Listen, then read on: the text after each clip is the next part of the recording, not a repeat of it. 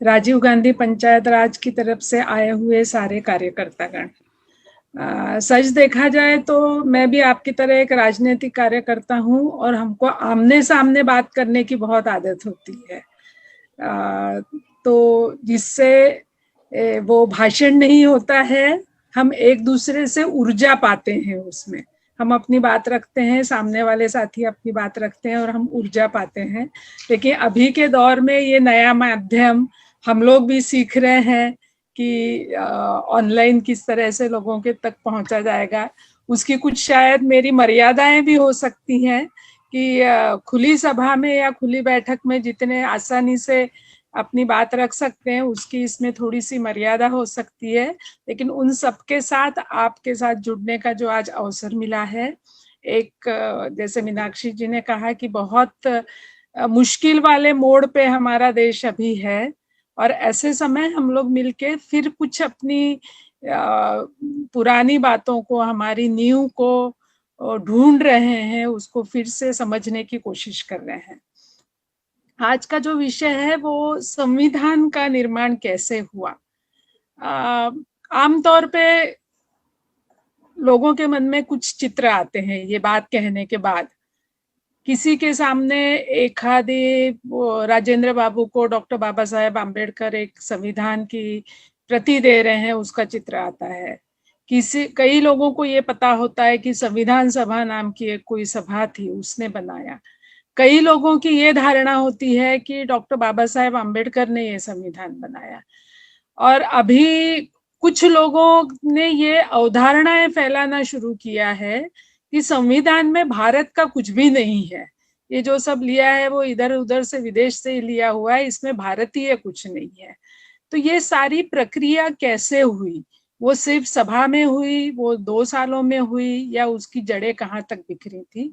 मुझे ऐसा लगता है कि ये विषय आप लोगों में से कई लोगों को इसमें की कुछ चीजें निश्चित रूप से पता ही होंगी, लेकिन हम लोग फिर से सब साथ मिलके इसको उजागर कर रहे हैं, ऐसा मैं मानती हूँ। ये एक बहुत ही रोचक इतिहास है। जैसे हिंदी सिनेमा में हम देखते हैं आजकल की सिनेमा बनने के बाद, उसके बाद मेकिंग ऑफ फिल्म एक फिर से एक और दिखाया जाता है कि वो पिक्चर कैसे बनाई गई।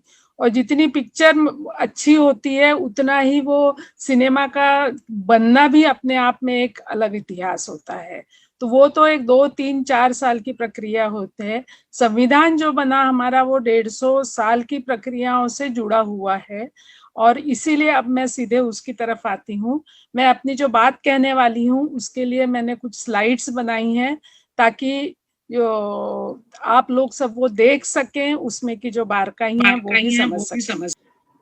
संविधान सभा से संविधान के निर्माण से कुछ जो महत्वपूर्ण तथ्य हैं वो मैं आप लोगों के सामने रखने की कोशिश करूंगी। संविधान बनने की प्रक्रिया 1946 में शुरू हुई, लेकिन इसके बारे में कि सोच कब से शुरू हुई थी, तो सबसे पहले भारत में 1934 में जो स्वतंत्रता सेनानी और बुद्धिजीवी माने जाते थे एम.एन. रॉय, इन्होंने सबसे पहले ये प्रस्ताव रखा था कि भारत की अपनी एक संविधान सभा होनी चाहिए। उसके बाद में 1935 में राष्ट्रीय सभा यानी इंडियन नेशनल कांग्रेस, जो उस समय एक आंदोलन था, जो उस समय सिर्फ एक पार्टी नहीं थी, उन्होंने 1935 में अधिकृत तौर पे ये मांग रखी कि हमारे देश के संविधान के बनाने की हमको आज़ादी मिलनी चाहिए और हमारे देश का अलग संविधान होना चाहिए। 1940 में अंग्रेज सरकार ने उसे मान्यता दी और फिर 1946 में कैबिनेट मिशन योजना के तहत इन सदस्यों का चयन किया गया। संविधान सभा में कैसे सदस्य आए, तो उस समय 1934 से 39 में पहली बार प्रांतीय सरकारें आई थी। उसके बाद जो ये प्रांतीय विधानसभा बनी थी, वहां से इन सदस्यों को चुना गया था। संविधान निर्मिति का पूरा जो कालखंड रहा है वो करीबन 2 साल 11 महीने 18 दिन का रहा है। 9 दिसंबर 1946 को ये काम शुरू हुआ और 26 नवंबर 1949 को संविधान निर्मिति की पूर्तता हुई है। इस पे हस्ताक्षर करने वाले कुल 284 सदस्य थे। संविधान सभा के अध्यक्ष डॉक्टर राजेंद्र बाबू थे। इसकी जो ड्राफ्टिंग कमेटी थी, जो प्रारूप कमेटी थी, उसके अध्यक्ष डॉक्टर बाबा साहेब आम्बेडकर थे। ये लागू किया गया देश में 26 जनवरी 1950 को। तो पूरा हुआ 26 जनवरी 49 को और 26 नवंबर 49 को, और संविधान लागू किया गया जिसको हम गणतंत्र दिवस के रूप में मनाते हैं 26 जनवरी 1950 को। संविधान के कुल 22 खंड हैं, 395 अनुच्छेद हैं और 12 शेड्यूल्स हैं जिसको हम अनुसूचियां बोलते हैं। Next slide please.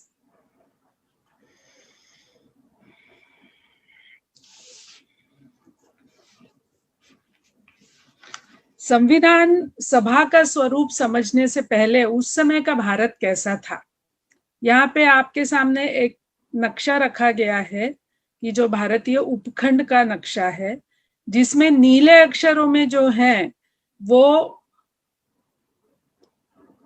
उस समय की जो रियासतें थी, जो राजा थे, जो रजवाड़े थे, वो पूरा जो प्रांत जिनके कब्जे में था वो नीले रंग में दिखाया गया है।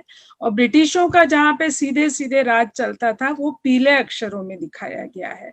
अब यहाँ पे एक बात समझनी चाहिए, जब ब्रिटिशों ने कहा कि हम ये देश छोड़ के जाएंगे, तो उनकी ये तहे दिल से इच्छा थी कि ये देश जितना जाते जाते कमजोर करके जाया जा सकता है उतना करना चाहिए, क्योंकि मजबूत यदि देश तैयार होगा तो उनकी आगे की वैश्विक राजनीति के हिसाब से वो कोई उनके लिए अच्छी चीज नहीं थी। जो राजे रजवाड़े थे, जो रियासतें थी, वो ये चाहती थी कि भाई आप जब ब्रिटिश जब भारत में आए तो आपने हमारे से लिया था, तो आप जाते समय सत्ता फिर से हमको सौंप के जाइए। ये आजादी और एक नया हिंदुस्तान और एक आधुनिक हिंदुस्तान, ये बात उनको भी हजम नहीं हो रही थी। इसलिए संविधान सभा का जब गठन हुआ तो उसमें सिर्फ प्रांतीय जगह से चुन के आए हुए, आंदोलन में से जो चुन के आए हुए थे ऐसे लोग नहीं थे, बल्कि वहां पे इन रियासतों से, इन राजा रजवाड़ों के भी प्रतिनिधियों को वहां पे स्थान दिया गया था। तो ये बात समझनी चाहिए कि वहां पे 100% सब एक ही दृष्टिकोण से नहीं आए थे। तो इंग्रज यहाँ से जाते जाते एक ऐसी जगह बना के गए थे कि पुराने पीछे की तरफ खींचने वाली कुछ ताकतें और आगे देश को बढ़ाने वाली कुछ ताकतें, उन सबकी मिलके ये संविधान सभा बनाई गई। Next slide.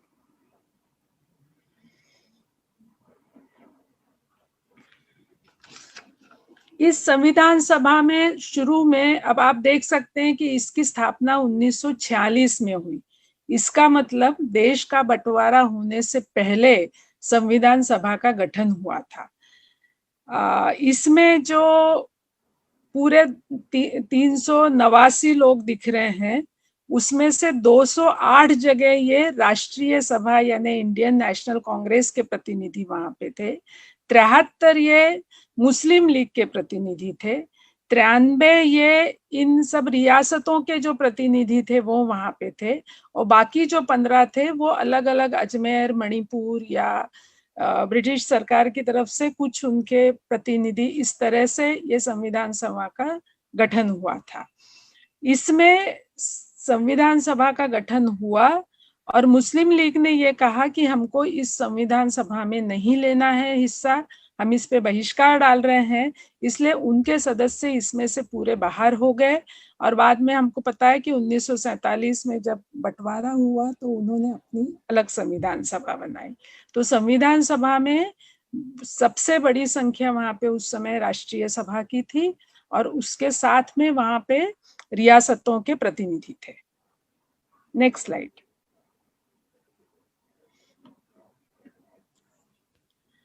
अब इसमें कुछ एक सरासरी नजर हम कुछ घटनाओं पे डालेंगे तो एक हमारे मन में एक सीक्वेंस उसका तैयार हो जाता है कि 1946 में जब इसमें मुस्लिम लीग ने इसका बहिष्कार कर दिया था और सभा के अस्थायी अध्यक्ष सच्चिदानंद सिंह चुने गए थे, उसके बाद राजेंद्र प्रसाद जी इसके अध्यक्ष चुने गए। ये अगली जो तारीख है 13 दिसंबर 1946, ये बहुत महत्वपूर्ण है। जवाहरलाल नेहरू जी ने उस दिन संविधान सभा में, कॉन्स्टिट्यूशनल असेंबली में, उन्होंने ऑब्जेक्टिव रिजोल्यूशन रखा जिसे उद्देश्य प्रस्ताव भी कहा जाता है, आज हमने जिसको प्रिएम्बल के रूप में स्वीकारा है, जिसको हम संविधान की प्रस्तावना कहते हैं, जिसकी एक फ्रेम बना के करीब करीब हर कार्यालय में, हर सरकारी दफ्तर में, पार्टी के कार्यालयों में हमको दिखती है। तो ये संविधान उद्देशिका का, इस प्रिएम्बल का जो पूरा ढांचा था, वो जवाहरलाल नेहरू जी ने बना के उस कॉन्स्टिट्यूशनल असेंबली में रखा था, कि जिसमें संविधान के सारे मूल तत्व जो हैं, जिसमें हम कहते हैं कि हम भारत के लोग से शुरू करके हमने अपने आप के प्रति समर्पित किया है, उसके बीच में जितने मूल्य हैं, लोकतंत्र, गणतंत्र, लोक सेक्युलरिज्म के बारे में, समाजवाद के बारे में, ये सारी चीजें इसमें कही गई थी। 22 जनवरी 1947 को, यानी आप देख रहे हैं कि कितना उस पर चर्चाएं हुई, उसके बाद उसको सर्वसम्मति से स्वीकारा गया। 22 जुलाई 1947 को हमारा राष्ट्रध्वज स्वीकारा गया। 15 अगस्त 1947 को हम देश के रूप में आजाद हो गए थे। यहाँ पे एक बात बहुत अच्छे से ख्याल में रखनी चाहिए कि अंग्रेजों की जो गुलामी की बेड़ियां थी, उनमें से हम आजाद हो गए थे, लेकिन हमारा देश आगे कैसे चलाना है, इसका कोई प्रारूप तब तक पूरा तैयार नहीं हुआ था। यानी एक तरफ हम पुराने व्यवस्था से हट गए थे, लेकिन नई व्यवस्था कैसे तैयार करनी चाहिए उसके बारे में काम चल रहा था। और 1947 को बाबा साहेब अम्बेडकर जिस प्रारूप समिति के ड्राफ्टिंग कमेटी के अध्यक्ष बनाए गए, उस कमेटी के पास हर जगह से सारे सवाल आते थे, उस पर चर्चा होती थी। तो ये एक बहुत ही महत्वपूर्ण कमेटी थी और उसमें डॉक्टर बाबा साहब का बहुत बड़ा योगदान था। यहाँ एक बात मैं खास तौर से आप लोगों के लिए बताना चाहूंगी, क्योंकि आप लोग सब कांग्रेस से जुड़े हुए हैं। ये खुली चीज है कि बाबा साहब ये कांग्रेस के काफी बड़े आलोचक थे, काफी तीखी आलोचना वो कांग्रेस पे उस समय किया करते थे। और वो जब पहली बार चुन के आए थे कॉन्स्टिट्यूशन असेंबली में, लेकिन ये हम यदि तारीख देखेंगे तो 15 अगस्त 1947 को जैसे देश आजाद हुआ, उसी के साथ देश का बंटवारा भी हो गया। और बाबा साहब का जो कॉन्स्टिट्यूएंसी थी, जो मतदार संघ था, वो पूर्व पाकिस्तान में चला गया। अब सवाल ऐसा था कि उनको कहाँ से चुन के लाया जाए।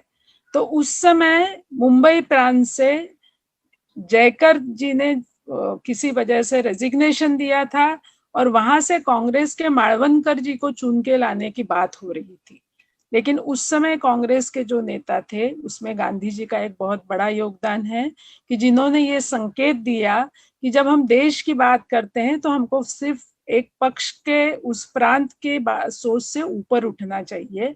और वहां से बाबा साहेब अम्बेडकर को कांग्रेस की तरफ से चुन के, उनकी मदद से चुन के संविधान सभा में उनको सदस्य कह के आने का एक जिम्मेदारी ली कांग्रेस पार्टी ने। आप लोग ये समझ सकते हैं कि पार्टी के अंदर भी उसके ऊपर काफी बात हुई होगी, काफी सवाल खड़े हुए होंगे।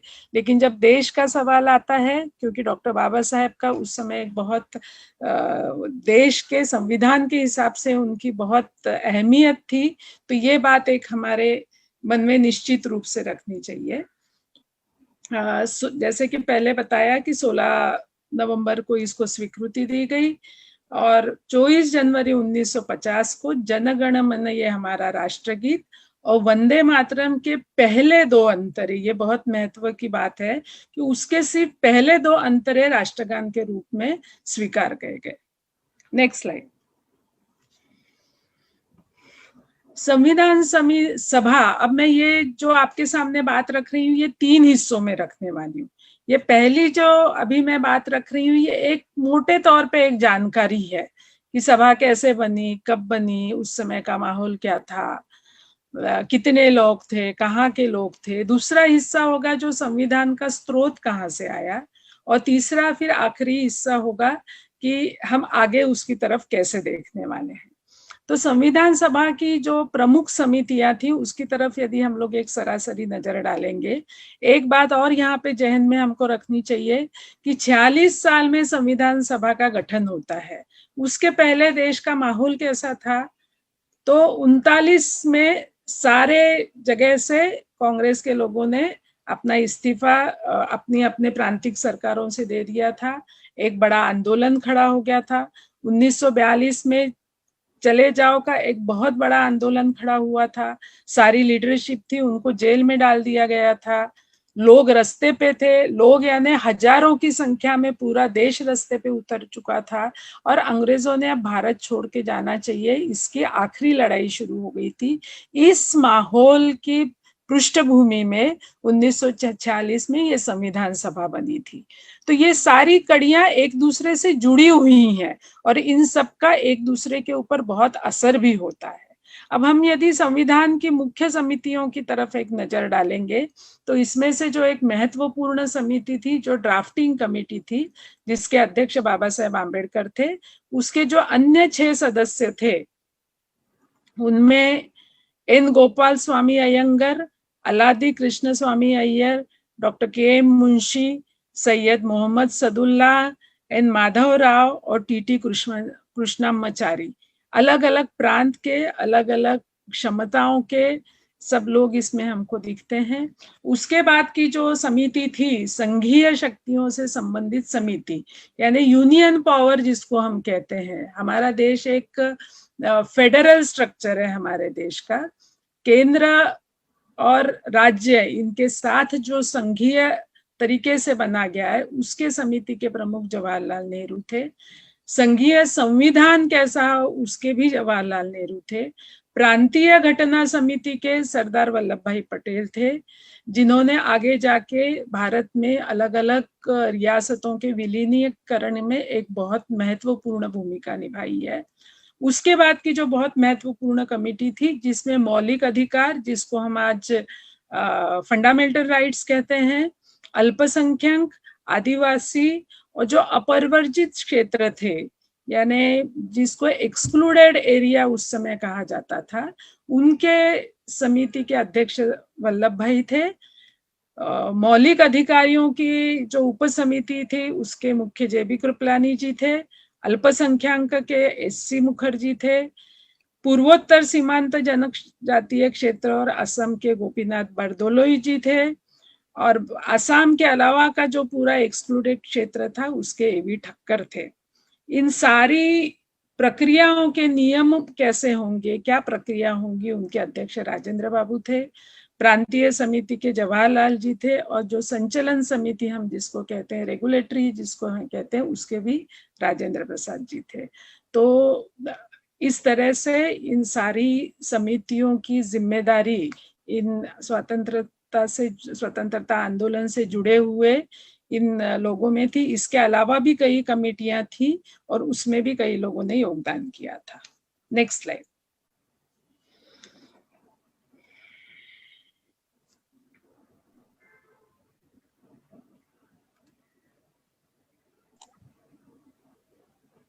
एक मिनट।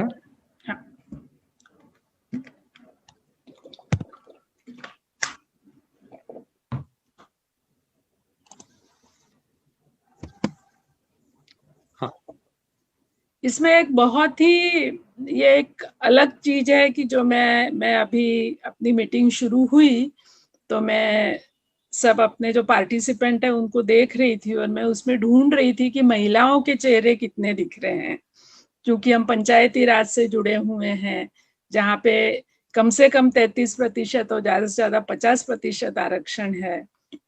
तो मुझे आज भी थोड़े से महिलाओं के चेहरे कम दिख रहे थे उसमें। तो संविधान सभा में महिलाओं का क्या योगदान रहा? तो संविधान सभा में 15 महिलाएं थी। प्रतिशत यदि इनका देखा जाए तो प्रतिशत की भाषा में उनकी संख्या काफी कम थी, लेकिन वो नगण्य नहीं थी। ये 15 जो महिलाएं थी, उनमें से एक दलित महिला थी, एक मुस्लिम महिला थी, एक क्रिश्चियन महिला थी, आदिवासी महिला उनमें से नहीं थी। इन सब के बारे में थोड़ी सी यहाँ पे बात करना मुझे जरूरी लगता है, क्योंकि हमारे आजादी आंदोलन से जो जुड़ी चीजें थी, उन्हीं से हमारा जो संविधान का ताना बाना बुना गया है, आपको पता है जब हम वस्त्र बुनते हैं तो उसका ताना बाना होता है, उसमें अलग अलग धागे जोड़े जाते हैं, उसमें अलग अलग रंग जोड़े जाते हैं। वैसे हमारे आजादी के आंदोलन की एक बहुत बड़ी बात थी, जो गांधी जी का योगदान जिसे मानना चाहिए, कि हर जगह महिलाओं का सहभागिता पे उन्होंने बहुत गंभीरता पूर्वक विचार किया था। आंदोलन में आने चाहिए, पिकेटिंग में आनी चाहिए, शराबबंदी में आनी चाहिए, खादी के काम में आनी चाहिए। हर जगह महिलाएं घर से बाहर खुले तौर पे आ सके, इसलिए उन्होंने बहुत उसमें एक जिम्मेदारी से उसमें उन्होंने वो बात रखी थी। यहाँ पे हम देख सकते हैं कि केरल की अम्मू स्वामीनाथन, कोचीन की दाक्षायणी वेलायुधन, पंजाब की बेगम एजाज रसूल, आंध्र की दुर्गाबाई देशमुख, बड़ौदा की हंसा जीवराज मेहता, लखनऊ की राजकुमारी अमृता कौर, कमला चौधरी, असम गोलपाड़ा की लीला रॉय, पूर्व बंगाल की मालती चौधरी, इलाहाबाद की पूर्णिमा बनर्जी, विजयलक्ष्मी पंडित, पश्चिम बंगाल की रेणुका रे, हैदराबाद की सरोजिनी नायडू, अंबाला की सुचेता कृपलानी और केरल तिरुवनंतपुरम की एनी मस्कारेन। ये 15 महिलाओं ने इसमें संविधान सभा में हिस्सा लिया था। इन बात के बारे में एक बात यहाँ पे निश्चित रूप में बतानी चाहिए कि इनमें से ये सारी स्वयं प्रज्ञ महिलाएं थी, इनमें से कोई कठपुतली नहीं थी। ये सही है कि इनमें से किसी न किसी का परिवार राजनीति में था, उनके उससे संबंध भी थे, लेकिन ये सारे, इनमें से कई लोगों ने जेल में जाके सजा काटी है, कईयों ने सामाजिक आंदोलन में हिस्सा लिया है। इनमें से जो दाक्षायणी वेलायुधन है, उनकी तो खास बात बतानी चाहिए, वो केरल के अस्पृश्य समाज से थी और उस समाज में एक इतनी बुरी प्रथा का चलन था कि महिलाओं को चोली पहनने नहीं दिया जाता था। उस अस्पृश्य समाज की महिलाओं को चोली पहनने पे दंडनीय अपराध था वो, और इसने वहां पे विद्रोह किया। इन्होंने कहा ये बहुत ही घृणास्पद बात है, मैं चोली पहनने वाली हूँ, मुझे आप जो दंड कीजिए वो मैं सहन करने के लिए तैयार हूँ। तो ये सारी महिलाएं इस तरह के विद्रोह से उसमें से बाहर आई थी। इसमें की जो बेगम एजाज रसूल थी वो मुस्लिम लीग से थी, लेकिन उनको जीना की पाकिस्तान वाली बात से वो बिल्कुल सहमत नहीं थी। साथ ही संविधान सभा के जो चर्चाएं होती थी उसमें जब बाबा साहब ने ये बात रखी थी कि एक व्यक्ति और एक गांव, इसमें किसको महत्व देंगे आप, तो व्यक्ति की स्वतंत्रता, व्यक्ति की गरिमा, इस बात पे उन्होंने चर्चा में बहस लेके बाबा साहब को पूरी तरह से अपना समर्थन उस बात के लिए दिया था।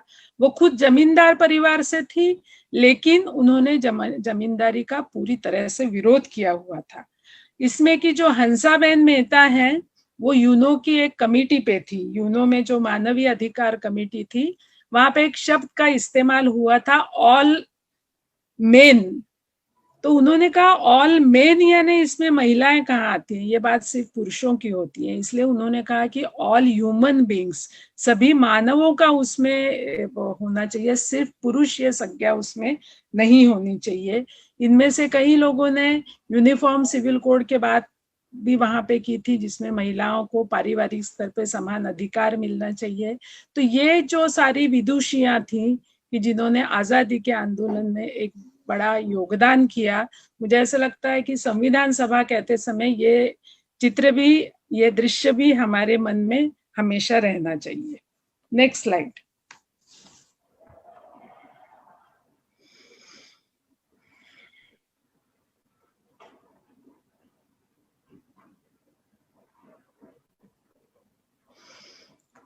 संविधान का ये एक, मुझे ऐसे लगा कि ये चित्र आप सब लोगों के साथ साझा करना चाहिए कि संविधान, इसमें से एक भाव प्रकट होता है कि संविधान के बारे में अब हम जब बोलते हैं, अपने देश के बारे में बोलते हैं, देश की विरासत के बारे में लोग बोलते हैं, तो उस चित्रकार के मन में, जिसने संविधान की मूल प्रति के चित्र बनाए होंगे, उसके मन में क्या क्या उभरा होगा।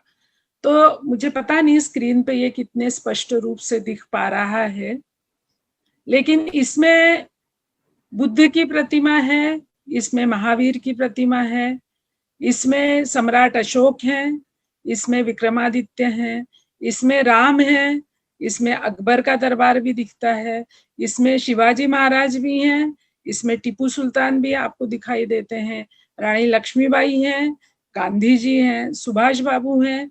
यानी ये जो एक भाव इसकी तरफ देख के उत्पन्न होता है कि संविधान की मूल प्रति वाले ने अपने देश में जिसने जिसने जिस जिस कालखंड में कुछ न कुछ योगदान दिया था, समाज को आगे ले जाने के लिए, मानवीय मूल्यों को आगे ले जाने के लिए, उस सबका इसमें एक तरह से चित्रण किया गया है। Next slide. अब हम दूसरे हिस्से की तरफ आते हैं।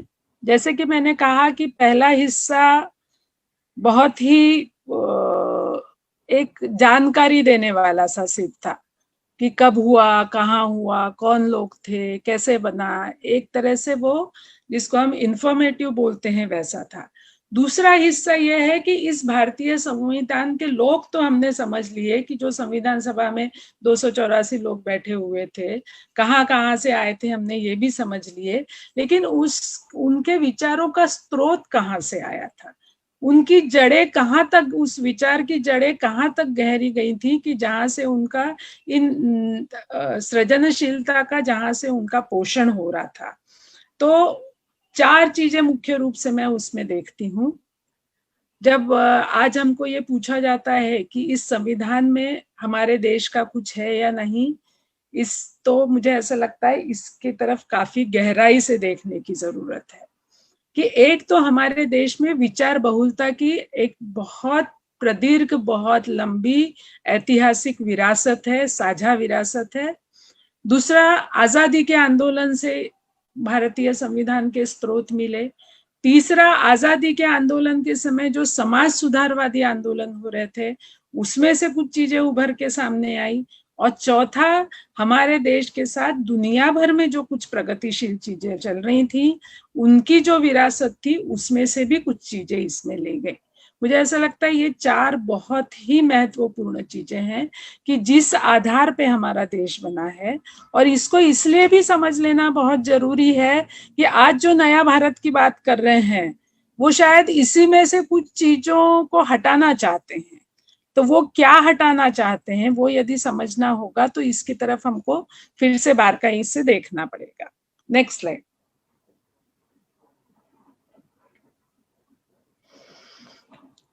हम भारतीय उपखंड का यदि ये नक्शा देखेंगे तो एक बहुत बड़ा, जिसको हम एक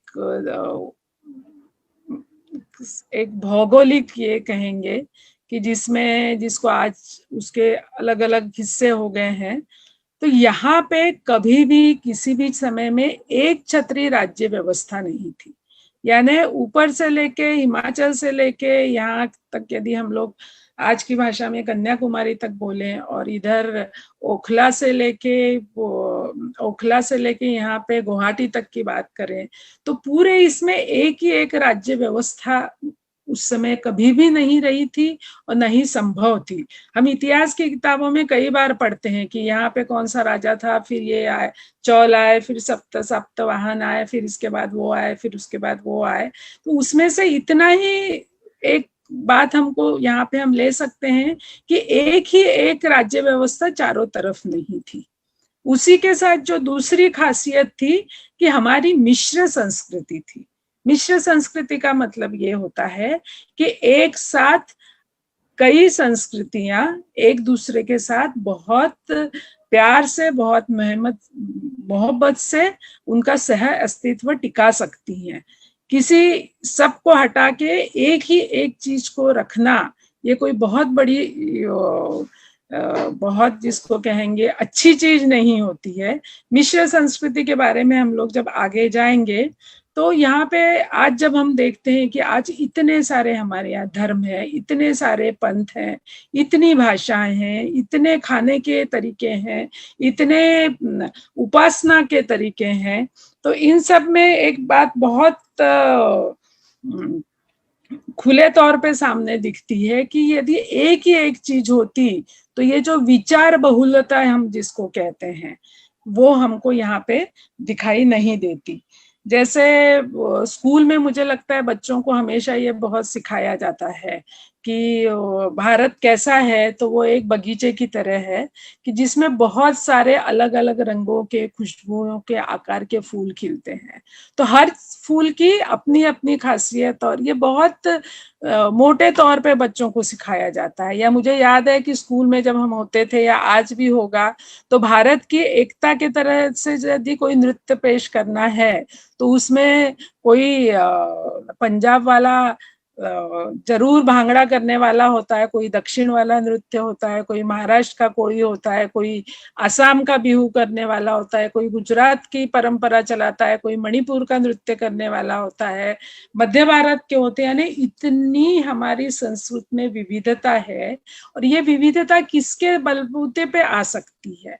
तो ये यदि हमारे कई विचारों को यदि हम एक साथ ले चलने की मानसिकता रखते हैं, मैं सही हूं और बाकी सब गलत हैं, मैं श्रेष्ठ हूं और बाकी सब गलत हैं, इसके विरोध की जो विचारधारा होती है कि मैं भी सही हो सकती हूँ और दूसरे भी सही और श्रेष्ठ हो सकते हैं, ये विचार बहुलता, ये हमारे देश की एक बहुत लंबी विरासत रही है। Next slide.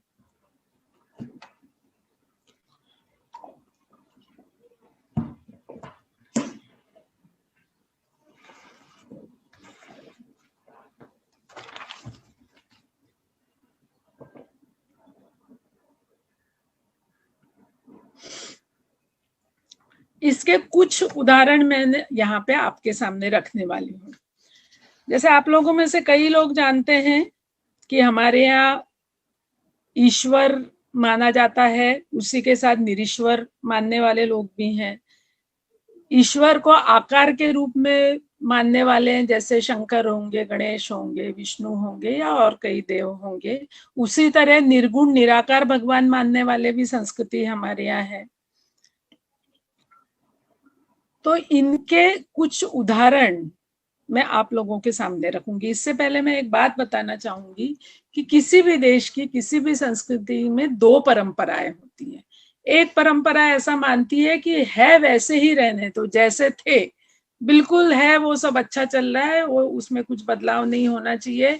जो कुछ मुट्ठी भर लोग हैं वो उनके हाथ में सारी सत्ता बनी रहे, बाकी जी के लोग अपने अपने स्थान पे रहें, जिनको जितना मिलता है उतना मिलता रहे, लोगों में भेदभाव होने वाला है, सब एक जैसे नहीं हो सकते। ये एक जैसे थे मानने वाली परंपरा है। और दूसरी शुरू से एक परंपरा रही है जो ये मानती है कि नहीं, सारे मानव एक हैं, उनमें भेदभाव ये मनुष्य ने तैयार किए हैं। इसलिए इस परंपरा के कुछ नाम मैंने यहाँ लिखे हैं। मैं कुछ बोल रही हूँ क्योंकि भारत के सारे प्रांतों के, सारे प्रदेशों के लोगों का यदि इसमें समावेश करना होगा तो मुझे लगता है कि 1 घंटे का सिर्फ उसी के ऊपर एक अलग सत्र हमको लेना पड़ेगा, इतनी समृद्ध परंपरा है। तो हम उपनिषद से शुरू करते हैं।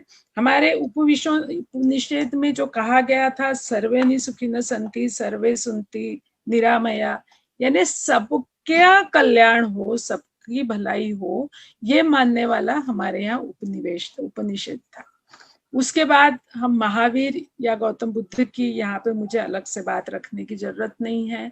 उन्होंने करुणा का संदेश दिया, उन्होंने अहिंसा का संदेश दिया। गौतम बुद्ध ने तो उस समय ये बात कही कि जन्म और मृत्यु इसके बीच में है, उतना ही जीवन है। जन्म से पहले भी कुछ नहीं है और मृत्यु के बाद भी कुछ नहीं है। सम्राट अशोक, उनके बारे में हम आगे देखेंगे। कबीर तो हम सबसे परिचित हैं, उनके बारे में भी हम देखेंगे। मैं यहाँ पे हर किसी की बात नहीं रखने वाली हूँ, ये सब नाम आप लोग सब पढ़ सकते हैं। उत्तर से लेके, मध्य भारत से लेके, असम से लेके दक्षिण भारत में फिर बसवेश्वर अण्णा होंगे, नारायण गुरु होंगे, इब्राहिम आदिल शाही जैसे लोग होंगे, या अक्का महादेवी होंगी, संत रविदास होंगे, गुरु नानक हैं, महाराष्ट्र के ज्ञानेश्वर, तुकाराम, नामदेव या जनाबाई होंगी। ऐसी एक बहुत प्रदीर्घ परंपरा हमारे यहाँ संत कवियों की रही है, सूफियों संतों की रही है, कि जिन सबका आखिरी में यही कहना था कि मनुष्य का मनुष्य से भेदभाव नहीं होना चाहिए। जिनका हमने शुरू में भजन सुना वो नरसिंह मेहता होंगे या चैतन्य महाप्रभु होंगे। ऐसे कई लोग हैं कि जिन्होंने एक सांस्कृतिक बहुलता को हमेशा उसमें एक बहुत नई चीजें डालते गए। इनमें से सब एक तरह से ये सारे विद्रोही लोग भी थे। मुझे ऐसा लगता है हमारे सामने जब विद्रोही कहते हैं तो बड़ी अलग अलग सी प्रतिमाएं आती हैं, उसको हर बार अच्छा नहीं माना जाता है, अच्छा शब्द की तरह से नहीं देखा जाता है। लेकिन इन सब लोगों ने जो जो समाज में सड़ा हुआ था, गला हुआ था, मनुष्य को हीनता देने वाला था, उन सबके विरोध में विद्रोह करके एक अच्छी नई जिसको हम कहेंगे कि तरोताजा ऐसी परंपरा मानवता तैयार करने की इन लोगों ने सबने कोशिश की। Next slide.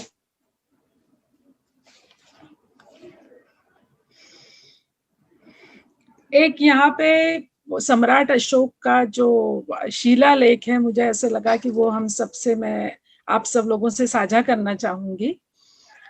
उस समय उन्होंने कहा कि देवनाम प्रिय प्रियदर्शी राजा, उनकी खासियत क्या है कि सब संप्रदायों का सम्मान करता है। ये बहुत बड़ी बात आज की तारीख में हमको समझने की जरूरत है कि सभी संप्रदायों का सम्मान करने वाला प्रिय प्रियदर्शी राजा है। सन्यासी और गृहस्थाश्रमी दोनों का सम्मान करता है। उसके आगे जाके वो ऐसा कहते हैं, स्वयं के संप्रदाय की स्तुति न करना बहुत मुश्किल काम है। पर संप्रदाय की अवास्तव आलोचना ना करना, यानी वो आलोचना से मना नहीं करते हैं लेकिन अवास्तव आलोचना ना करना। अन्य संप्रदायों का यथोचित सम्मान अवश्य करें। एक दूसरे के धर्म को समझना चाहिए तथा उनका आदर करना चाहिए। इसमें एक बात उन्होंने बहुत ही महत्वपूर्ण कही है कि एक दूसरे के धर्म को समझना चाहिए।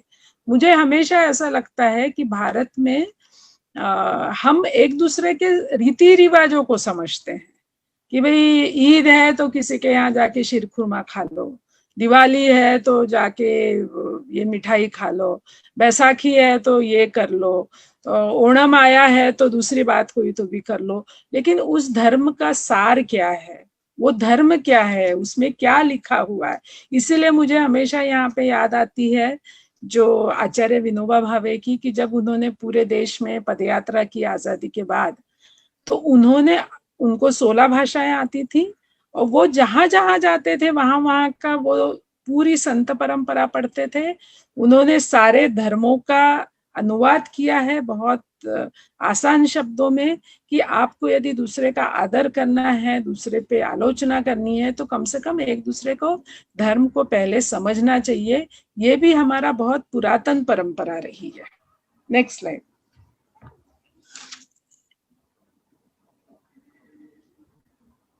संत कबीर जिन्होंने 2.5 अक्षर में हमको सिखा दिया है कि भाई प्रेम करने के लिए सिर्फ 2.5 अक्षर बस काफी है, उसके लिए आपको बहुत पोथी और पुराण पढ़ने की जरूरत नहीं है। तो ये 2.5 अक्षर वाला प्रेम का संदेश देने वाले कबीर जी, उनकी दूसरी जो बात थी कि वो दाम्भिकता पे बहुत तीखा प्रहार करते थे। उन्होंने कहा, पाथर पूजे हरि मिले तो मैं पूजू पहाड़। यानी अरे पगले, यदि पत्थर पूजने से ही तुझे भगवान मिल जाता है तो मैं पत्थर क्यों पूजू, मैं पहाड़ ही पूजता हूं ना। तो ये जो दाम्भिकता उसमें की है, या तो चाकी भली पीस खाए संसार, इससे तो 2 पत्थर अच्छे हैं जिससे चक्की बनती है और उसमें से आटा निकलता है, तो जिससे लोगों का पेट भरता है। क्योंकि सिर्फ पत्थर पूजने से हरि नहीं मिलता है, भगवान ऐसे से नहीं मिलता है किसी को।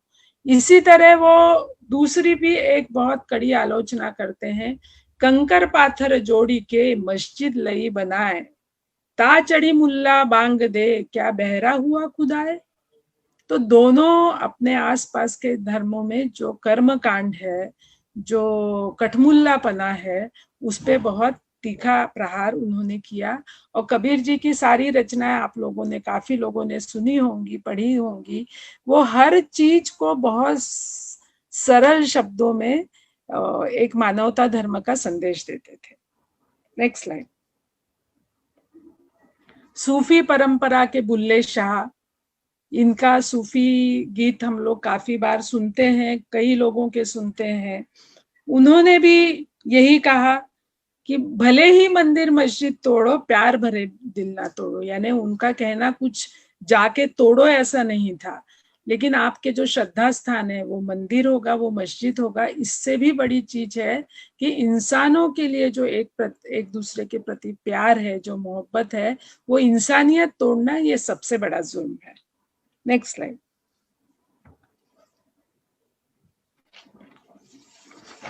इसमें पहली बात मैंने अभी आपके सामने रखी कि एक ये हमारी विरासत थी। हर देश की, हर जगह की अपनी एक विरासत होती है। जैसे हम कहते हैं कि हर मिट्टी की अपनी एक गंध होती है, एक सौंधापन होता है, वैसे ये हमारी एक विरासत थी जो आगे ले जाने वाली विरासत थी। वो उसी तरह संविधान की सोच बनने में दो और चीजों ने बहुत बड़ा उसमें योगदान दिया है कि दादा भाई नौरोजी के समय 1885 में जब कांग्रेस की स्थापना हुई, उसके बाद दादा भाई नौरोजी होंगे, सुरेंद्र नाथ बनर्जी होंगे, सर यूम होंगे, या आगे जाके सरोजिनी नायडू होंगी, लोकमान्य तिलक होंगे। ऐसे कितनी अपनी बड़ी परंपरा है। तो वो जब राजनीति के बारे में सोच रहे थे तो वो सिर्फ ये नहीं सोच रहे थे कि अंग्रेजों को यहाँ से हटाया जाए। दादा भाई ने उस जमाने में हमारे यहाँ का शोषण कैसे होता है, इसीलिए स्वदेशी, बहिष्कार, ये सारे शब्द जो आए उस समय, तो इन सब की जो बुनियाद थी वो ये थी कि यहाँ पे आर्थिक शोषण कैसा होता है, यहाँ पे सामाजिक शोषण कैसा होता है, यहाँ के जो बलशाली हैं, जिनके पास सत्ता है, जो भारतीय हैं, फिर भी वो अपने लोगों का यहाँ पे शोषण कैसे करते हैं। तो उनके साथ ये सोच भी बनते आ रही थी कि अंग्रेजों को यहाँ से तो हटाना ही होगा, लेकिन उसके साथ यहाँ की व्यवस्था में क्या बदलाव लाना पड़ेगा।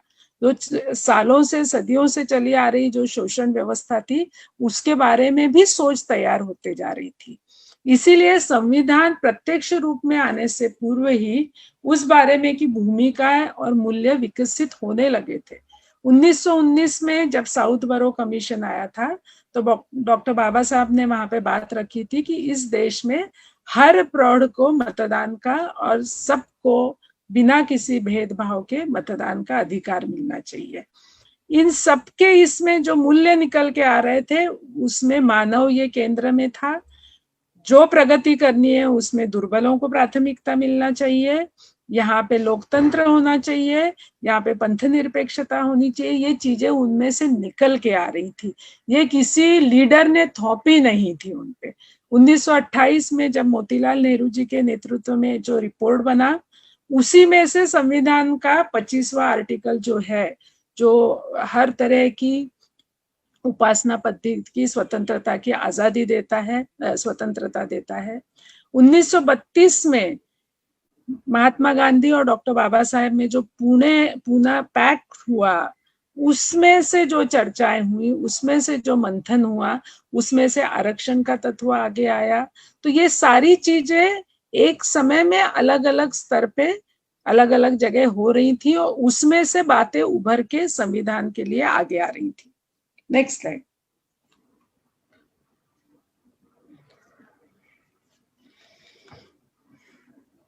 इसमें एक बड़ी मजे की बात है कि रोज लोग जो आंदोलन कर रहे थे वो रोज उठ के तो सिर्फ ये नहीं बोलते थे कि अंग्रेज यहाँ से चले जाओ या अंग्रेज हमसे शोषण कर रहे हैं। तो वो क्या कर रहे थे, तो आम जनता को ये समझ में आए, इसलिए वो लोगों के सवालों पे संघर्ष कर रहे थे। हम लोग सभी जानते हैं कि महात्मा जी बनने से पहले जब वो सिर्फ मोहनदास करमचंद गांधी थे और दक्षिण अफ्रीका से जब वो चंपारण आए थे, तो गांधी जी ने पहला झगड़ा अंग्रेजों के खिलाफ नहीं शुरू किया था। उन्होंने चंपारण में जो नील की खेती करने वाले किसान थे, जिनका बहुत शोषण हो रहा था, मुझे ऐसा लगता है कि जो हिंदी साहित्य पढ़ते हैं उसमें यदि प्रेमचंद जी की कहानियां, जो बहुत सरल भाषा है जिसमें, उसमें इस सब का आपको बहुत वर्णन मिलेगा कि किस तरह किसानों का शोषण होता था। तो चंपारण में नील की खेती करने वाले किसानों का सवाल लेके गांधी जी ने काम करना शुरू किया। सरदार पटेल ने बारडोली में बहुत बड़ा किसानों का संगठन और सत्याग्रह शुरू किया। लाला लाजपत राय थे, इन्होंने मजदूरों के आंदोलन में उन्होंने नेतृत्व किया, उसकी अगुवाई की थी।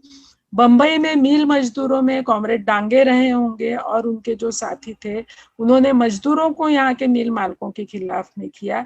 इन सब आज हम जो आप लोगों को शायद पता नहीं होगा कि आज जो परमानेंट जॉब करने वालों को जो डियरनेस अलाउंस मिलता है, जो महंगाई भत्ता मिलता है, ये कहाँ से मिलने लगा? तो ये बंबई के जो मिल मजदूर थे उनके आंदोलन में से ये मांग आई थी कि हमको महंगाई भत्ता मिलना चाहिए, 8 घंटे का दिन मिलना चाहिए, वो समय से छुट्टियां मिलनी चाहिए, हमारे आरोग्य के लिए कुछ ना कुछ यहाँ पे योजना होनी चाहिए। तो ये सारी नई चीजें जो कभी भी आज तक नहीं हुई थी, ये उसमें से उभर के आ रही थी। समाजवादी विचारधारा को लेके चलने वाले आचार्य नरेंद्र देव होंगे, यूसुफ मेहर अली होंगे, कि जो ये मानते थे कि जो समाज की संपत्ति है उस पे ज्यादा से ज्यादा लोगों का अधिकार होना चाहिए, उस संपत्ति पे सिर्फ कुछ लोगों का अधिकार नहीं होना चाहिए। दूसरी तरफ क्रांतिकारी भगत सिंह होंगे, राजगुरु होंगे या सुखदेव होंगे। एक बात मैं यहाँ स्पष्ट करना चाहूंगी कि क्रांतिकारी कहते ही हमको ऐसा लगता है शायद वो बंदूक लेके या बम लेके काम करने वाले होंगे, लेकिन भगत सिंह के यदि हम विचार पढ़ेंगे तो वो विचार ही बहुत क्रांतिकारक थे। उन्होंने उस समय हर चीज की जिस तरह से विश्लेषण किया है, जिस तरह से उन्होंने अपनी बात रखी है, तो ये इस तरह से एक आंदोलन चल रहा था। और दूसरी तरफ रियासती जुल्म होंगे, ब्रिटिशों के जुल्म होंगे, उनके खिलाफ लड़ने वाले बिरसा मुंडा जैसे वीर थे। तो एक आप दृश्य यदि आपके सामने लाएंगे तो एक जैसे संग्राम चल रहा था। यदि हम टीवी पे या सिनेमा में देखते हैं कि जब हम संग्राम कहते हैं तो हमको उसमें दिखता है लड़ाई चल रही है, घोड़े पे लोग सवार हैं, हाथी पे लोग सवार हैं, पैदल लोग भाग रहे हैं, तो ये एक तरह का युद्ध होता है। और अपने यहाँ पे जो एक युद्ध हो रहा था वो अलग घमासान संग्राम चल रहा था। कोई महिलाओं के सवाल पे काम कर रहा है। स्वामी विवेकानंद जैसे उस समय के एक बहुत बड़े जो दृष्टा थे, वो विश्व धर्म सिखा रहे थे, वो किसी एक धर्म, वो धर्म की नए से व्याख्या कर रहे थे। दारिद्र नारायण ये उन्होंने चुना हुआ शब्द है कि सबसे बड़ा भगवान यदि आपको देखना हो तो गरीबों में जाके वो गरीबी हटानी चाहिए। एक तरफ शाहू महाराज यहाँ पे महाराष्ट्र में वो 50% आरक्षण उन्होंने अपनी रियासत में लोगों में दिया था। दूसरी तरफ आप यदि जाके तो ये एक चारों तरफ से एक तरह जैसे समुद्र मंथन होता है, हम पढ़ते हैं अपनी आख्यायिकाओं में, वैसे एक मंथन चल रहा था देश भर में कि हर पुरानी चीज, हमारे महाराष्ट्र के एक कवि हैं जिन्होंने कहा था जुने लागू जाऊ द्या मरणा लगुनी, यानी जो जो पुराना है, जो जो बुरा है वो सब खत्म हो जाने दो और नई चीज कुछ तो भी उगनी चाहिए। तो इस सब में से भी, ये सब मैं इसीलिए बता रही हूँ कि इस सब में से भी जो मूल्य उभर के आ रहे थे वो संविधान का की बुनियाद बन रहे थे। Next slide. जैसे कि मैंने कहा कि जब ब्रिटिश यहाँ आए तो समाज में एक धारणा ये थी उनके समाज में कि भारत बहुत पिछड़ा हुआ है, यहाँ पे जाति व्यवस्था है, यहाँ हीन भाव है महिलाओं के, दलितों के प्रति बहुत कुरीतियां है और इनको हमको सुधारना है। तो ये एक हिस्सा हमारे समाज का गला हुआ सड़ा हुआ एक हिस्सा यहाँ निश्चित रूप से था। और इसीलिए आजादी के आंदोलन के साथ ही इसमें लोग उसमें बहुत, जैसे हम राजा राम मोहन रॉय होंगे, ईश्वरचंद विद्यासागर होंगे कि जिन्होंने सती प्रथा के खिलाफ, जिन्होंने बाल विवाह के खिलाफ बहुत बड़ा काम किया है। महाराष्ट्र में महात्मा ज्योतिबा फुले या सावित्रीबाई फुले होंगी कि जिन्होंने पहली बार लड़कियों के लिए यहाँ पे स्कूल खोली। सिर्फ लड़कियों के लिए स्कूल खोली इतना नहीं, तो उस समय घर के अंदर जिन महिलाओं के ऊपर अत्याचार होता था को जब गर्भ रहता था तो उन महिलाओं को खुले तौर पे बुला के वहां पे उन्होंने उनका हॉस्पिटल की तरह खोला था। ये बहुत क्रांतिकारक चीज थी। गोपाल गणेश आगरकर होंगे कि जिन्होंने पुरुषी मानसिकता पे बहुत कठोर प्रहार किया। रधो कर्वे होंगे। बाबा साहब के काम तो हम सभी जानते हैं, तो उस बारे में मैं यहाँ बहुत नहीं कहूंगी, लेकिन एक निश्चित रूप से है कि बहुत बड़ी संख्या में महिलाओं को, दलितों को उन्होंने आत्मसम्मान और जगड़ने की ताकत दी। शाहू महाराज का उल्लेख मैं पहले कर रही थी। एक किस्सा सुनाया जाता है कि शाहू महाराज को किसी ने कहा कि आप ये क्यों रिजर्वेशन दे रहे हैं आपकी रियासत में। तो वो उन मेहमानों को लेके घुड़साल में गए। उनके पास बहुत घोड़े थे, वो राजा थे, महाराजा थे, और उन्होंने वहां पे सबके लिए एक बड़े इसमें चने भी भिगोए हुए थे, वो सबको खाने के लिए रखे। और थोड़ी देर में ये दिखा कि जितने तगड़े घोड़े थे उन्होंने वो सारा खा लिया, जो कमजोर थे, जो बूढ़े थे, उनको वहां से लात मार के भगा दिया। तो शाहू महाराज ने उन मेहमानों से कहा जो ये सवाल कर रहे थे कि भाई आरक्षण क्यों होना चाहिए, तो उन्होंने कहा जब तक दुर्बलता है, उसको दुर्बल रखा गया है समाज के एक घटक को, तो उनमें इतनी ताकत नहीं आ जाती कि वो सबके साथ वहां पे अपना हिस्सा ले सकते हैं।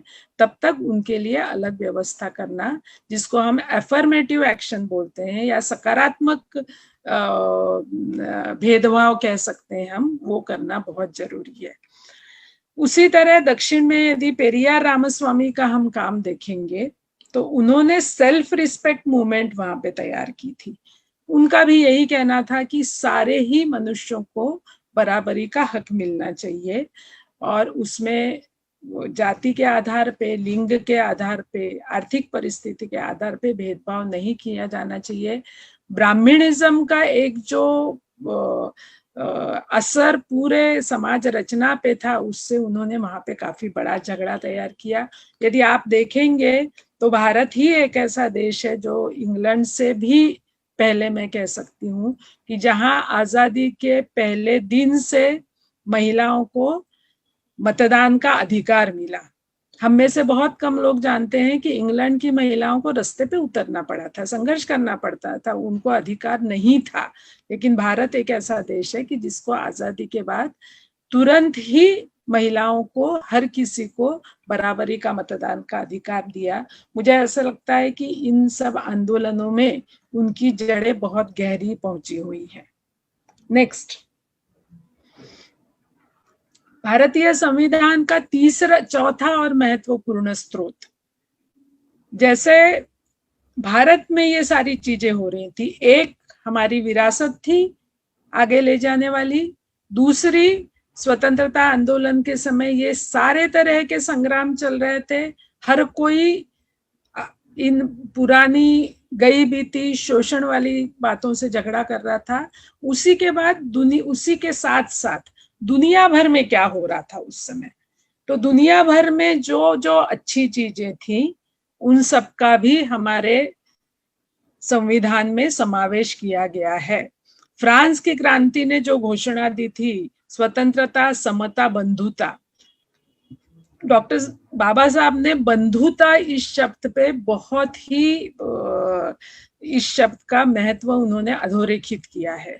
स्वतंत्रता दी जा सकती है, कानून से उसको एक संरक्षण दिया जा सकता है, समता के दृष्टि से कानून बनाया जा सकता है, लेकिन बंधुता एक ये बहुत बड़ी सोच है कि जिसको सिर्फ कानून से नहीं लाया जा सकता है, जिसको एक सोच के तौर पे स्वीकार करके ही लाया जा सकता है।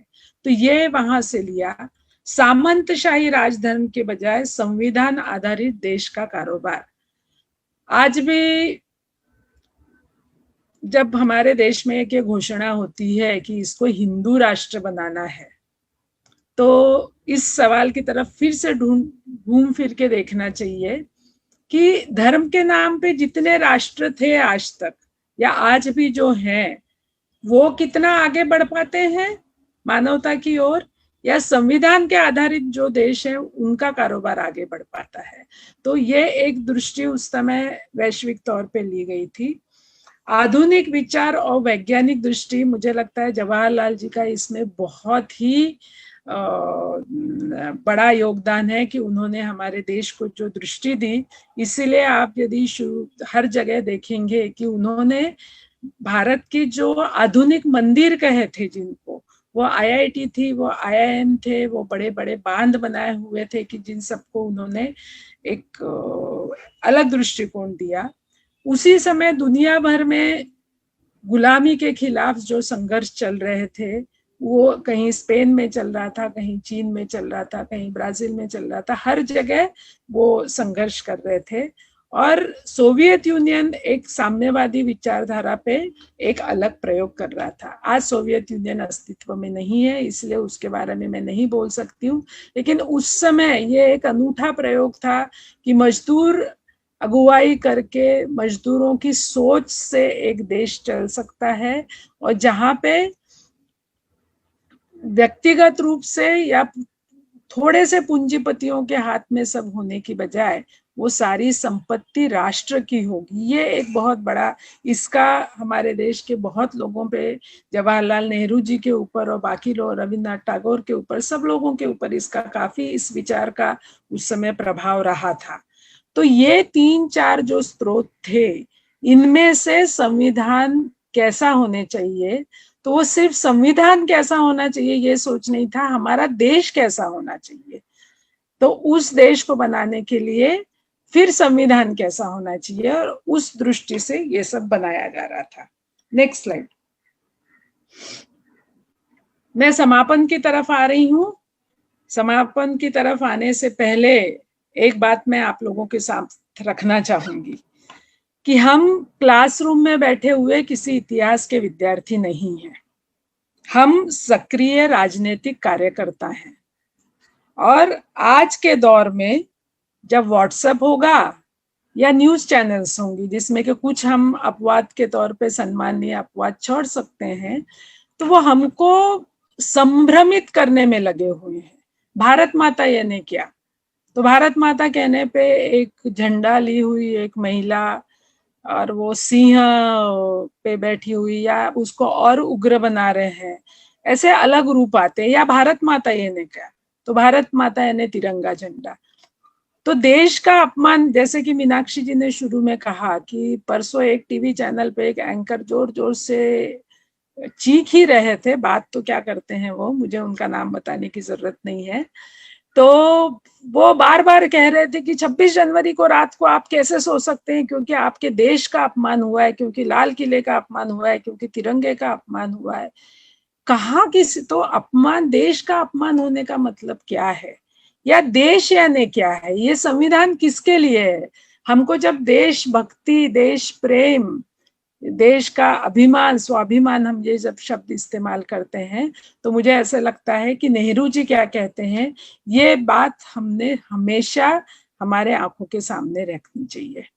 नेहरू जी कहते हैं, क्या हमारे पहाड़, नदियां, जंगल, जमीन,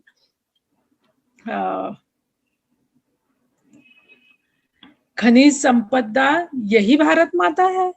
आप भारत माता की जय का नारा लगाते हैं तो आप हमारे प्राकृतिक संसाधनों की जय ही करते हैं। हिंदुस्तान एक खूबसूरत औरत नहीं है, नंगे किसान हिंदुस्तान है। वे न तो खूबसूरत हैं न दिखने में अच्छे हैं, क्योंकि गरीबी अच्छी चीज नहीं है, वह बुरी चीज है। ये बहुत ही अहम चीज है कि इसीलिए जब हम भारत माता की जय कहते हैं तो याद रखिए कि भारत क्या है, और भारत के लोग निहायत बुरी हालत में हैं, चाहे वे किसान हो, मजदूर हो, खुदरा माल बेचने वाले दुकानदार हो, चाहे हमारे कुछ नौजवान हो। मुझे ऐसे लगता है कि संविधान किन के लिए बना है, हमारा देश क्या है,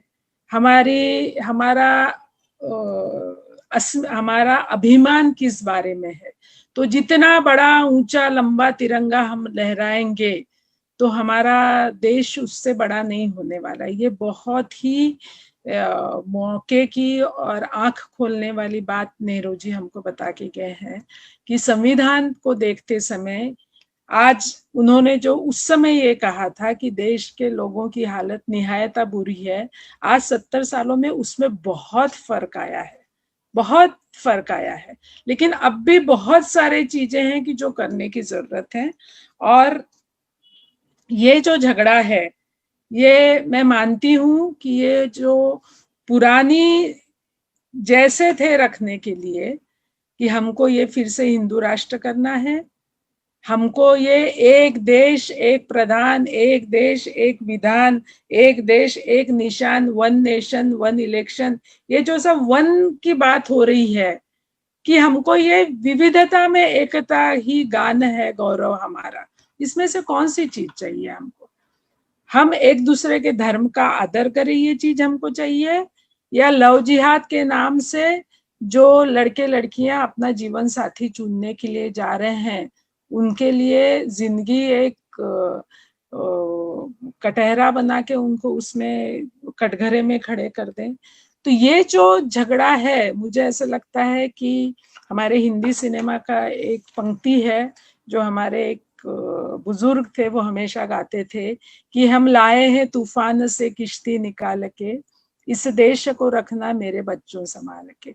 तो मुझे ऐसा लगता है कि आजादी के बाद एक मुल्क के लिए 70 साल ये बहुत बड़ा समय नहीं है। 70 साल में हम लड़खड़ाते हुए, अनेक मुसीबतों का सामना करते हुए संविधान के बलबूते पे यहाँ पे आए हैं। लेकिन आज उस संविधान के बारे में ही सवाल खड़े किए हैं, और उसमें की सबसे भयावहता ये है कि ये झगड़ा किसी एक पार्टी से नहीं है, सिर्फ ये झगड़ा किसी एक व्यक्ति से नहीं है। तो ये सोच हमारे घरों घरों तक पहुंच गई है। मुझे याद है पहली बार 2014 के बाद घर के व्हाट्सएप ग्रुप में झगड़े होने शुरू हो गए, कॉलेज के व्हाट्सएप ग्रुप में झगड़े शुरू होने, एक तो तुम हमारे साथ हो, नहीं तो तुम हमारे दुश्मन हो। ये एक नई सोच पैदा हो गई है, और इस सब के बारे में एक संभ्रम तैयार किया जा रहा है कि पुरानी हमारी जो प्रगतिशील विरासत है, उस सब के बारे में एक सवाल खड़ा किया जा रहा है। और एक कार्यकर्ता के रूप में हमको निसंदिग्धता से उसके बारे में, निशंकता से उसके बारे में हम सोच सकना चाहिए, हम व्यवहार कर सकेंगे। ये जो क्या कहेंगे, एक कीड़ा है, एक ये जो बीमारी है कि पिछड़ेपन की बीमारी, वो फिर से लाने की कोशिश की जा रही है। तो मुझे ऐसा लगता है, इतना कह के मैं अपनी बात यहाँ पे खत्म करूंगी। धन्यवाद आप सबको। जैसे कि मैंने शुरू में कहा कि सामने कोई लोग मेरे दिख नहीं रहे हैं और मैं अपनी बात रख रही हूँ, तो मेरे लिए वो थोड़ा सा आंख पे पट्टी बांध के बात करने जैसी बात है। मुझे जो समय दिया गया था उस समय में मैंने अपनी यहाँ पे बात रखी है। मैं चाहूंगी कि इसके बारे में अब मीनाक्षी जी, हर्षवर्धन जी, जैसा भी आगे का सेशन चाहे। इसको लेकर कोई सवाल है मेरे पास? अभी तक किसी का लिखित स्वरूप में, मैसेज स्वरूप में सवाल नहीं आया है, मगर हम 2-3 सवाल ले सकते हैं। किसी को यदि करना है तो अपना हाथ वो ऊपर करे, हम उनको मौका दे सकते हैं।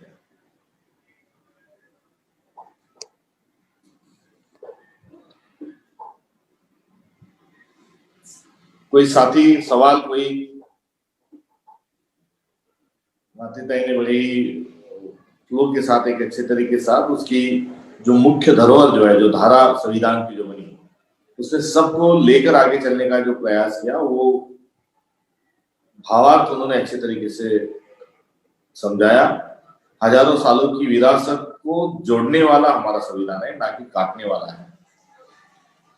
और सब धागे को इकट्ठा करते हुए भारत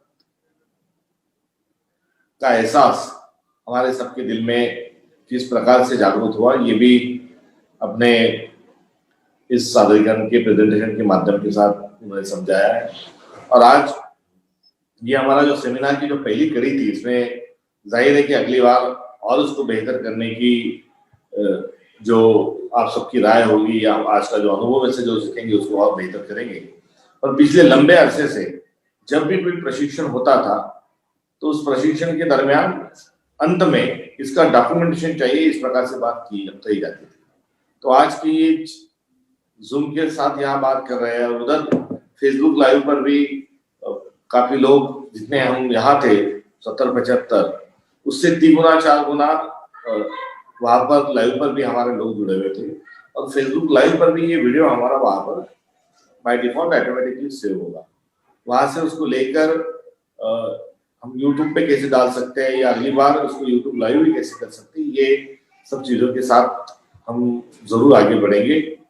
तो किसी का कुछ सवाल है तो आप जरूर कहिए, अन्यथा मैं मीनाक्षी जी से और आशुतोष जी से इस पर कमेंट्स के लिए मैं उनसे गुजारिश करूंगा और उसके बाद अपने सत्र को यहाँ खत्म करेंगे। सवाल नहीं होगा, किसी को यदि कुछ बात रखनी होगी तो भी वो रख सकते हैं कि भाई आसान लगा, मुश्किल लगा, ये बातें पता थी हमको, इसकी जरूरत है नहीं है।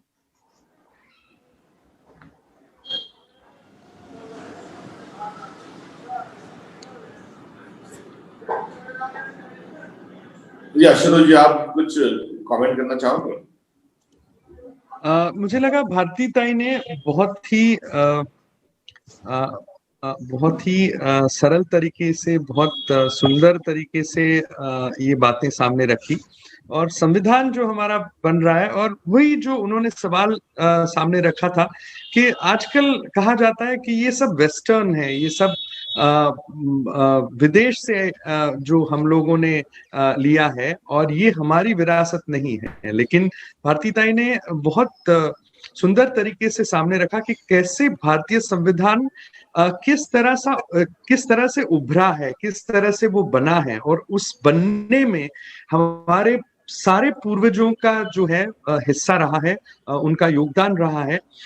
नेताओं, डॉक्टर बाबा साहब अम्बेडकर जैसे नेता हो, नेहरू जैसे नेता हो, गांधी जी जैसे नेता हो, उनका तो उसमें योगदान है ही। उनका जो पूरा उसमें जिस तरह से उन्होंने उसमें कंट्रीब्यूट किया है, वो बहुत बड़ी चीज है। लेकिन उसी के साथ हमारे जो लोग हैं, हमारे जो पूर्वज हैं, हम सामान्य लोग जो हैं, संघर्ष में हमारे पूर्वज जितने जिस संघर्ष में सदियों से आए हैं, उन सभी का कंट्रीब्यूशन इसमें रहा है। ये जो बात उससे उभर के सामने आई तो वो बहुत अच्छी लगी मुझे, वो बहुत सुंदर लगी। जैसे इंग्लिश में, अंग्रेजी में जैसे कहते हैं कि वी शुड ओन इट, ये हमारा, ये ओनरशिप जो है हमारी है।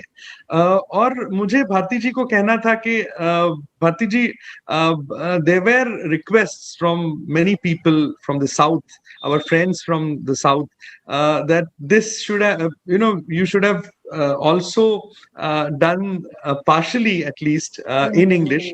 But I think next time, the flow breaks, otherwise the flow breaks, and that is the reason. हाँ, जैसे मीनाक्षी जैसे जो वक्ता है, वो अगर इसको हैंडल करेंगी तो बिल्कुल दोनों भाषाओं में हो सकता है। लेकिन मुझे लगता है कि थोड़ा सा अगर कुछ सेशंस हम लोग अंग्रेजी में रखें नेक्स्ट टाइम, और अंग्रेजी और हिंदी का थोड़ा कॉम्बिनेशन करें, और कुछ स्लाइड्स हम लोग अगर इंग्लिश में रखें, a few slides at least we should have kept in English, but we have taken note of it, and we will definitely do that from the next time.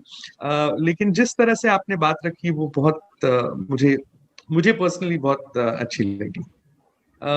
इस comment box में योगेश चौधरी जी,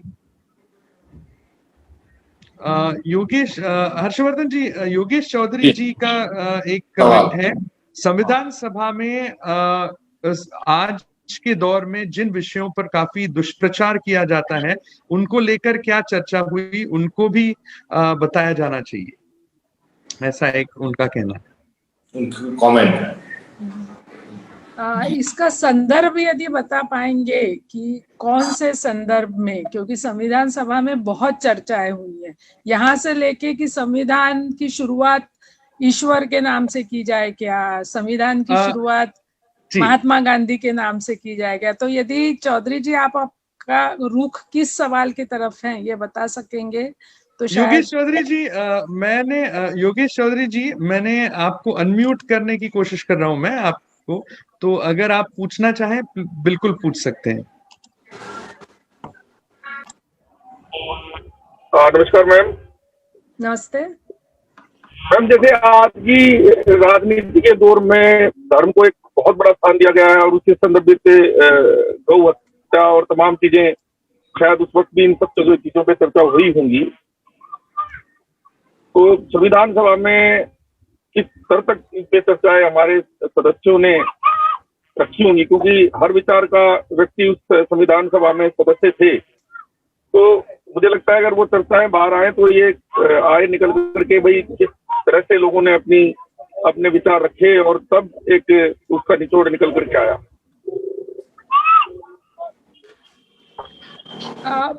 उसके बारे में मैं इतना ही अभी यहाँ पे कहूंगी कि आपका ये कहना एकदम सही है कि अलग अलग विचार के लोग थे उसमें। ये नहीं है कि वहां पे घमासान चर्चाएं नहीं हुई और सारा सहमति में हुआ। हर बात पे वहां पे जैसे कुछ चीजें वहां पे सहमति से मानी गई, वैसे कुछ चीजें नहीं मानी गई। उदाहरण के तौर पे कि संविधान की शुरुआत किस शब्द से होनी चाहिए, तो एक सुझाव, यदि आप पाकिस्तान का संविधान देखेंगे तो इन द नेम ऑफ अल्लाह ऐसे वहां पे शुरुआत हुई है। हमारे यहाँ इसके बारे में प्रस्ताव रखा गया, तब लोगों ने कहा कि नहीं, हम ईश्वर के नाम से संविधान की शुरुआत नहीं करेंगे। ये कहने वालों में सभी धर्मों के लोग थे, ये पहले हमने बात समझनी चाहिए। दूसरा, 1948 में महात्मा गांधी की हत्या की गई थी, तो एक ये भी प्रस्ताव रखा गया था कि गांधी जी को स्मरण करके हम संविधान की शुरुआत करें। ये ख्याल में रखिए कि वहां पे बहुसंख्य सारे कांग्रेस को मानने वाले थे, गांधी जी को मानने वाले थे। बावजूद इसके वहां पे सबने मिलके ये कहा किसी एक व्यक्ति के नाम पे संविधान की शुरुआत नहीं होनी चाहिए। तो इसके साथ ही जो हमको, आप यदि संविधान देखेंगे, हमको हर चीज की आजादी दी गई है। हम अपने धर्म की उपासना कर सकते हैं, हम जो श्रद्धा है वो श्रद्धा अपनी मान करके जा सकते हैं, लेकिन राष्ट्र हमारा किसी एक धर्म पे आधारित नहीं होगा। तो धर्म की जो परिभाषा और उसकी जो चर्चाएं हुई, उसका निचोड़ ये था, व्यक्तिगत स्तर पे हम अपना धर्म निश्चित रूप पे मान के जा सकते हैं, उसकी हमको हर चीज की आजादी है, लेकिन राष्ट्र ये धर्म आधारित निश्चित तौर पे नहीं होगा। ये पंथ निरपेक्ष, ये धर्म निरपेक्ष, इस तरह से ही ये राष्ट्र होगा। क्योंकि जिसका हमने पहले सारा जो वर्णन पढ़ा है कि हमारे राष्ट्र की, हमारे पूरे समाज की धारणा ये बहुविचार, बहुलता वाली और मिश्र संस्कृति की है। इसमें यदि कोई कुछ जोड़ना चाहते हैं तो मीनाक्षी जी, हर्षवर्धन जी जोड़ सकते हैं। मुझे एक इसमें याद आया हर्षवर्धन जी के जो संविधान नाम से जो सीरियल टीवी सीरीज जो थी, श्याम बेनेगल की, हाँ श्याम बेनेगल जी की, और स्वरा भास्कर जी ने जिसका निवेदन किया है, तो आज भी वो YouTube पे उपलब्ध है। और वो जब हम लोग देखते हैं तो पता चलता है कि हर एक छोटी छोटे मामलों में कितनी सारी बहस हुई, कितनी सारी अलग अलग मतभिन्नता सामने आई, और उससे फिर रास्ता निकाल के किस तरह से संशोधन किए गए। तो अगर लोग देखना चाहेंगे, बिल्कुल संविधान सीरीज पूरी जो है YouTube पे बिना मूल्य जो है, बिना शुल्क उपलब्ध है, आप बिल्कुल दे सकते हैं। और जगह भारत की ओर से भी मैं ये कहना चाहूंगा कि जगह भारत की ओर से संविधान के बारे में और जानकारी देने के लिए छोटी छोटी वीडियोस और फिल्म्स भी हम लोग बना रहे हैं, जो जल्द ही हम लोग आप तक पहुंचाएंगे। मीनाक्षी, मेरे हिसाब से ये एकदम प्राथमिक परिचय हमने दिया था कि जैसे संसद की अभी बात चल रही है कि अब जो संसद बनेगी वो भारतीय इसके बारे में बनेगी, तो ये जो सारा है अपप्रचार की, जो संविधान था उसमें कुछ भारतीय नहीं था, तो ये एकदम पहली सीढ़ी है ये समझ लेने की कि संविधान दो चार लोगों ने मिलके बनाया नहीं है। तो इसमें इतनी सारी मंथन में से वो चीजें सामने आई हैं। मुझे लगता है जो ज्यादा गहराई से समझना चाहेगा उसके लिए आशुतोष जी ने कहा, वैसे अगले काफी चीजों तक हम लोग जा सकते हैं। धन्यवाद जी। ये सभी साथियों से भी मेरी सिफारिश और अनुरोध रहेगा कि राज्यसभा टीवी चैनल की जो संविधान सीरियल है, आज के इस मुद्दे को गहराई के साथ समझने के लिए आप सब लोग जरूर उसको देखिए। ये मेरा आप लोगों से अनुरोध रहेगा। मैं एक कंक्लूडिंग रिमार्क के लिए मीनाक्षी जी को यहाँ पर भी निमंत्रित हूँ।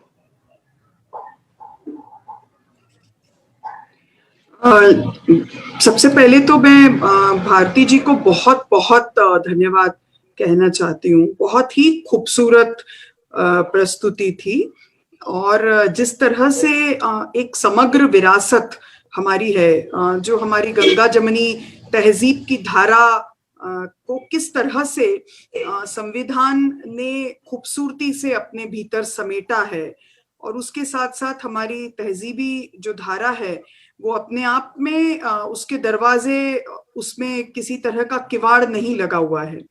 हमारे जो तहजीब की धारा है उसमें हमने किसी से कभी हजारों साल पहले चक्का बनाना सीखा, तो किसी से पहिए घुमाना सीखा, तो किसी से घोड़ों का इस्तेमाल कैसे हो सीखा, तो किसी से हमने चावल कैसे, धान कैसे उगाया जाए इसको सीखा। तो ये जो सीखने सिखाने की जो हमारी अमर विरासत रही है, उसी में हमने बहुत सारे नैतिक और मानवीयतावादी मूल्यों को भी समाहित किया और आज वो संविधान उसका जीता जागता स्रोत है। एक तरह से हमारे गंगा जमनी तहजीब की खिड़की है, या ये कह सकते हैं कि उसका झरोका है और यही उसकी खूबसूरती है। उसको बहुत ही खूबसूरत ढंग से उन्होंने यहाँ पर प्रस्तुत किया है। हमारे सभी सुधीय साथियों को, सुधीय पाठकों को, श्रोताओं को उसमें बहुत ही आनंद आया होगा, ऐसा मुझे पूरा विश्वास है। और इसको हम आने वाले समय में भी इसी तरह से जारी रखेंगे। जब भी हमारे कांग्रेस के साथियों से पूछा जाता है कि 70 साल में आपने क्या किया, तो हम ये कह सकते हैं, भारती दीदी के ही उदाहरण के हवाले से कहना चाहती हूँ कि 70 साल में हमने क्या किया, हमने भारतीयता का विकास किया। और हमारे भारतीयता की खूबसूरती किसमें है कि एक समय में हम पंजाब का पोर्ट्रेयल करते समय भांगड़ा दिखाते थे, लेकिन 70 साल में, चाहे वो BHEL का हो या HAL का हो, उसने एक इस तरह की मिश्र संस्कृति तैयार की कि आज एक मीनाक्षी नटराजन मध्य प्रदेश के मंदसौर से सांसद निर्वाचित हो सकती है, जिसका कि नाम का और मूलता का वहां से कोई लेना देना नहीं है, ऐसा मान लिया जाता है। या फिर कोई पंजाब की बालिका नेशनल यूथ फेस्टिवल में तमिलनाडु से भरतनाट्यम की प्रस्तुति करते हुए उस राज्य को प्रस्तुत करती है। ये हमारी जो भारतीयता है, इसका जो विकास हुआ है, ये 70 साल के हमारे संविधान की सबसे बड़ी देन और सबसे बड़ी खूबसूरती है कि आज हम बद्रीनाथ और केदारनाथ भी चले जाएं तो इडली डोसा का आनंद ले सकते हैं, और पता नहीं किस किस तरह के पंजाबी तड़के के साथ हम चाउमीन भी खा लेते हैं। यही हमारी भारतीयता की खुशबू है और यही उसकी खूबसूरती है कि हम उसमें हमेशा अपने आप को तरोताजा करते हैं, अपने नवाचार उसमें जोड़ते हैं और उसको हम आगे लेकर चलते हैं। यही हमारे खूबसूरत सफरनामे का भाग है। अब अगर इसकी खूबसूरती को हम नजरअंदाज कर दें या ये कहें कि इंद्रधनुष का एक ही रंग सब रंग पर हावी हो, तो शायद उसकी वो खूबसूरती नहीं रहेगी और न ही उसमें वो मौलिकता बचेगी जिसकी हमें आवश्यकता है। आज जब बार बार देशद्रोह की बात होती है और उसके प्रति लोग बड़े डरते भी हैं, तो मुझे लगता है कि संविधान एक बड़ी विद्रोही किताब है। संविधान हमें एक संरक्षित मौका देता है अपनी विद्रोही चेतना को बचाए रखने का, अपनी विद्रोही चेतना को आगाज देने का, उसे शब्द देने का और उसे अभिव्यक्त करने का। तो मैं मेरे संविधान को नमन इसलिए करती हूँ कि वो मेरे भीतर की विद्रोही चेतना को जीवित रखती है और उसका मुझे स्रोत देती है, उसका मुझे उसके लिए प्रावधान किया है संविधान ने कि मैं विद्रोह कर सकती हूँ। और उस विद्रोह को वो राष्ट्रद्रोह नहीं मानता, बल्कि वो उसको राष्ट्र का निर्माण मानती है। ये हमारी खूबसूरती है और इसी ने हमें बंधुता के साथ आगे बढ़ने का जो हमारा सदियों का फलसफा है, उसको एक संवैधानिक भाषा भी दी है। ये हम सब लोगों के लिए बहुत बड़ी बात है। आने वाले समय में ये एक तरह का ऑनगोइंग क्लास भी है। भारती दीदी का संविधान का ये जो अध्याय था, ये उसका एक पहला चरण है। इसमें फिर कैसे मौलिक अधिकार और अन्य चीजें आई, इस पर भी भविष्य में जरूर बातें होंगी। और जैसा कि मेरे सब साथियों ने कहा, संविधाना जो सीरियल है उसके जरिए हम जरूर इससे और भी ज्यादा लाभान्वित हो सकते हैं।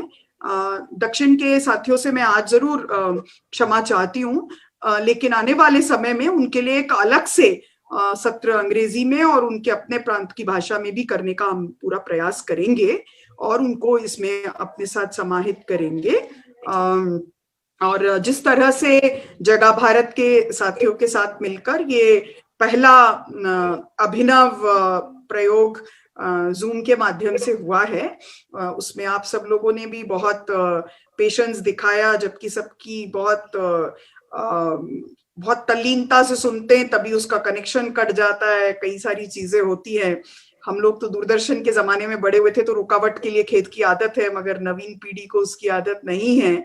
लेकिन उसके बावजूद भी ये बहुत ही खूबसूरत था और मुझे उम्मीद है कि आने वाले समय में भी हमारा ऑनलाइन सेमिनार का ये नूतन प्रयोग हमें इसी तरह से नए विचारों के साथ जुड़ने का अवसर प्रदान करेगा और हम सबके बीच में एक धागा बनेगा जिसके जरिए हम भी एक दूसरे से जुड़ाव महसूस करें। बहुत बहुत धन्यवाद। मैं हर्षवर्धन जी को कहूंगी कि वो औपचारिक आभार के लिए हमारे साथी को अनुरोध करें। बहुत धन्यवाद। इसके संविधान के और अन्य मुद्दों को लेके हम बार बार मिलते रहेंगे और हमारा संख्यात्मक और सेमिनार का गुणात्मक हम दर्जा जो है और अव्वल करेंगे। ये जगह भारत के टीम को RGPRS की तरफ से यहाँ पर मैं वादा करता हूँ। और अंत में हमारे साथी डॉक्टर जिशांत हुसैन जी ये आज के इस सेमिनार का आभार प्रदर्शन व्यक्त करेंगे, ऐसा मैं उनसे अनुरोध करता हूँ। आशुतोष जी, डॉक्टर जिशांत हुसैन को आप जी मैंने ऑलरेडी अनम्यूट किया है। जय जगत। आज हमारे मुल्क में जो लड़ाई चल रही है ये सिर्फ सन 1950 से शुरू हुई भी नहीं है और वो किस तरह से पिछले हजारों सालों से जो एक लड़ाई चलते आ रही है, उस लड़ाई को संविधान के माध्यम से किस तरह से आगे हमें बढ़ाते रहना है। और हमारे देश के और संविधान की जो नींव है वो विविधता में एकता, इसके ऊपर ये निर्भर है। ये बात आज भारती जी, आशुतोष जी और जगह भारत के सभी हमारे साथी जो आज आप लोगों ने हमारे लिए समय निकाला है, आप सबका मैं तहे दिल से शुक्रिया अदा धन्यवाद करते हुए ये कार्यक्रम खत्म हुआ ऐसा घोषित करता हूं। शुक्रिया। जय हिंद, जय जगत।